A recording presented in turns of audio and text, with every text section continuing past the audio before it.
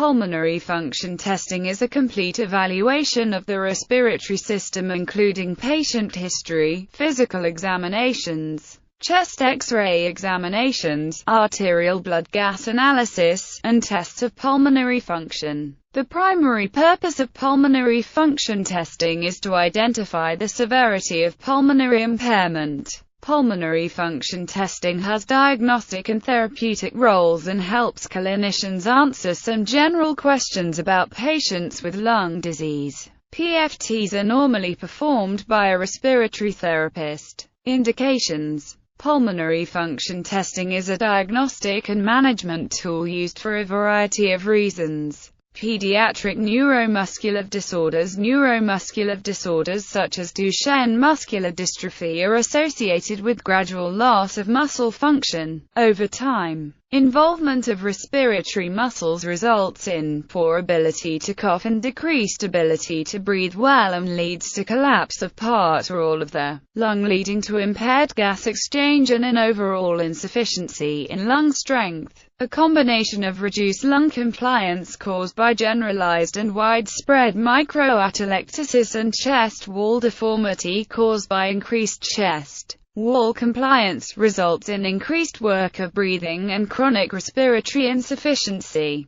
Musculoskeletal deformities such as kyphoscoliosis contribute to restrictive lung disease. Pulmonary function testing in patients with neuromuscular disorders helps to evaluate the respiratory status of patients at the time of diagnosis, monitor their progress and course, evaluate them for possible surgery, and gives an overall idea of the prognosis. Other indications: chronic shortness of breath, asthma, chronic obstructive pulmonary disease, restrictive lung disease. Preoperative testing, impairment or disability, measurements. Spirometry includes tests of pulmonary mechanics, measurements of FVC, FEV1, FEF values, forced inspiratory flow rates, and MVV. Measuring pulmonary mechanics assesses the ability of the lungs to move large volumes of air quickly through the airways to identify airway obstruction.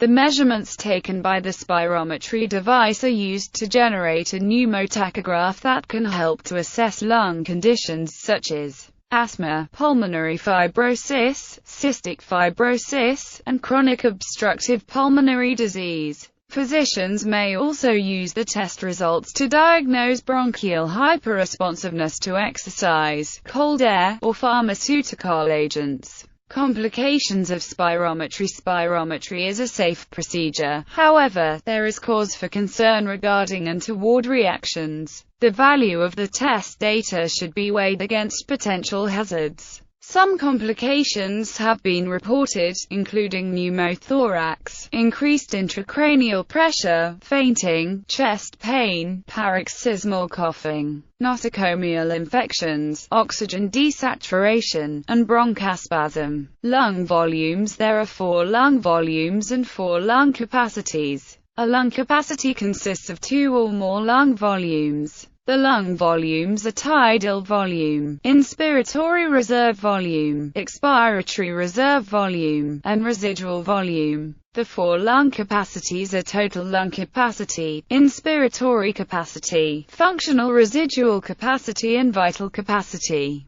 Maximal respiratory pressures. Measurement of maximal inspiratory and expiratory pressures is indicated whenever there is an unexplained decrease in vital capacity or respiratory muscle weakness is suspected clinically. Maximal inspiratory pressure is the maximal pressure that can be produced by the patient trying to inhale through a blocked mouthpiece. Maximal expiratory pressure is the maximal pressure measured during forced expiration through a blocked mouthpiece after a full inhalation. Repeated measurements of MIP and MEP are useful in following the course of patients with neuromuscular disorders. Diffusing capacity. Measurement of the single-breath diffusing capacity for carbon monoxide is a fast and safe tool in the evaluation of both restrictive and obstructive lung disease. Oxygen desaturation during exercise. The 6-minute walk test is a good index of physical function and therapeutic response in patients with chronic lung disease. such as COPD or idiopathic pulmonary fibrosis. Arterial blood gases. Arterial blood gases are a helpful measurement in pulmonary function testing in selected patients. The primary role of measuring ABGs in individuals that are healthy and stable is to confirm hypoventilation when it is suspected on the basis of medical history, such as respiratory muscle weakness or advanced COPD. ABGs also provide a more detailed assessment of the severity of hypoxemia in patients who have low normal oxyhemoglobin saturation. Techniques. Helium dilution. The helium dilution technique for measuring lung volumes uses a closed, rebreathing circuit. This technique is based on the assumptions that a known volume and concentration of helium in air begin in the closed spirometer, that the patient has no helium in their lungs, and that an equilibration of helium can occur between the spirometer and the lungs. Nitrogen washout. The nitrogen washout technique uses a non-rebreathing open circuit. The technique is based on the assumptions that the nitrogen concentration in the lungs is 78% and in equilibrium with the atmosphere, that the patient inhales 100% oxygen and that the oxygen replaces all of the nitrogen in the lungs. Plethysmography. The plethysmography technique applies Boyle's law and uses measurements of volume and pressure changes to determine lung volume, assuming temperature is constant. Interpretation of tests. Professional societies such as the American Thoracic Society, European Respiratory Society have published guidelines regarding conduct and interpretation of pulmonary function testing to ensure standardization and uniformity in performance of tests. The interpretation of tests depends on comparing the patient's values to published normals from previous studies.